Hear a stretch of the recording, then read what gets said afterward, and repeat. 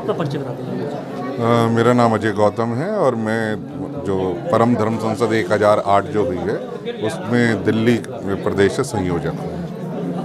योगी सरकार अब अयोध्या में राम मंदिर के बजाय राम मूर्ति लगाने की बात कह रही है, इसको किस तरीके से देखते हैं और इसे लेकर संसद में किस तरीके का अध्यादेश पारित हुआ है? देखिए, मूर्ति और पुतले में एक फ़र्क होता है। मूर्ति हमेशा मंदिर के अंदर लगती है, मूर्ति की प्राण प्रतिष्ठा होती है, मूर्ति की जो नियम है हमारे धर्मशास्त्र में उसकी पूजा, घंटा, भोग, घड़ियाल इत्यादि जो धार्मिक परंपरा है उनका पालन किया जाता है। जबकि जिसको वो लगाने की बात कर रहे हैं 150 फुट या 60 फुट जो भी है, वो मात्र एक स्टैचू है। उस स्टैचू में और मूर्ति में फ़र्क है।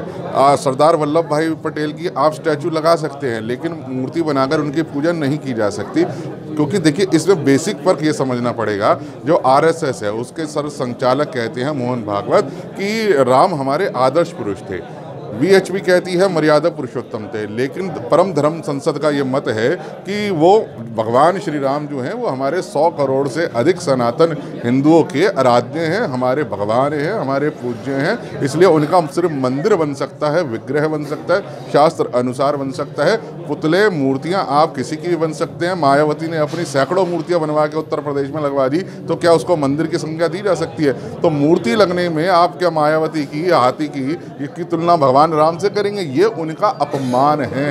इसलिए अयोध्या में जो राम जन्म स्थल भूमि का स्थल है वहाँ पर राम जन्म भूमि के अलावा और कोई स्वीकार नहीं है। इसे जो सरकार लिप सर्विस कर रही है, जन आक्रोश को दबाने के लिए एक तरीके का लिप सर्विस है। तो इसमें हम लोगों का स्पष्ट मत है कि जो मूर्ति लगाने का या पुतला लगाने का जो उनका प्रस्ताव है वो धर्म संसद ने निरस्त कर दिया है। वहाँ राम जन्मभूमि पर सिर्फ और सिर्फ रामलला का भव्य मंदिर बनेगा, वो भी धर्म संसद चारों शंकराचार्य, रामानुजाचार्य और धर्माचार्यों की देखरेख के अंदर बनाने का प्रस्ताव हमने पारित किया है। क्या योगी सरकार राम मंदिर के ऊपर अपनी नाकामियों को छिपाने के लिए इस तरह का प्रपोजल लेके आई है? देखिए, निस्संदेह जो योगी सरकार है वो जिस तरीके से उत्तर प्रदेश में उनको 72 सीटें मिली थी और प्रबल हिंदुत्व के वो पोस्टर बॉय माने जाते थे, और जिस तरीके से लोगों की बहुत उनसे उम्मीदें थी और वो सारी उम्मीदें जब धीरे धीरे टूट रही हैं तो एक तरीके से जिसे सांत्वना पुरस्कार हम लोग कहते हैं, तो ये सांत्वना देने का एक तरीका है कि हम मंदिर तो नहीं बना रहे लेकिन वहाँ पर सरयू के तट पे हम उनका पुतला लगा देंगे। ये एक धर्म, क्योंकि वो चीफ मिनिस्टर होने से पहले एक धर्मपीठ के महंत हैं, एक महंत से इस तरीके की अधार्मिक, अनैतिक, असंसदीय बात की उम्मीद कतई नहीं करी जा सकती। मुझे लगता है कहीं ना कहीं योगी जी पे राजनीतिक जो उनका छवि है वो उनकी धार्मिक छवि पर हावी हो चुकी है और मोदी जी वो अपना नैतिक और धार्मिक बल खो चुके हैं।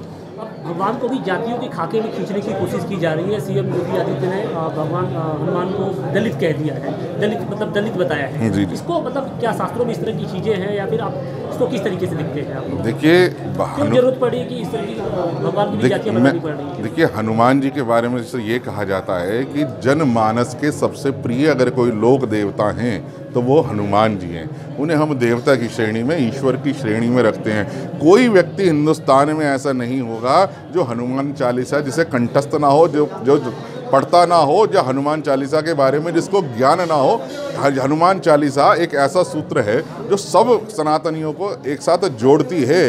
उनको जातियों में बांटना, देवता और भगवान का राजनीतिक दृष्टि से उनका जातिकरण करना, ये जो है ये मुझे लगता है योगी जी के मानसिक दिवालियेपन की तरफ संकेत करता है। उनका ये बयान ना सिर्फ निंदनीय है बल्कि एक संज्ञेय अपराध भी है। अब मुझे बताइए, भगवान शिव की जाति क्या होगी? वो तो भीलों के भी देवता हैं, आदिवासियों के भी देवता हैं, सर्वत्र पूजे जाते हैं। तो कल को भगवान शिव को ये भील या आदिवासी घोषित कर देंगे? या हनुमान जी के लिए जाके SC ST एक्ट है उसके अंदर उनका जाति प्रमाण पत्र इशू करेंगे? ये किस तरीके की राजनीति आज हम लोगों को देखने को मिल रही है, जहाँ राजनीतिक उद्देश्य के लिए ये तुच्छ राजनीति के कारण भगवान का राजनीतिक तौर पर जातिकरण जो किया जा रहा है ये सिर्फ निंदनीय है, ये एक संज्ञेय अपराध भी है। क्या परम धर्म संसद ने इस बात को भी उठाया कि क्या ये चर्चा का विषय था?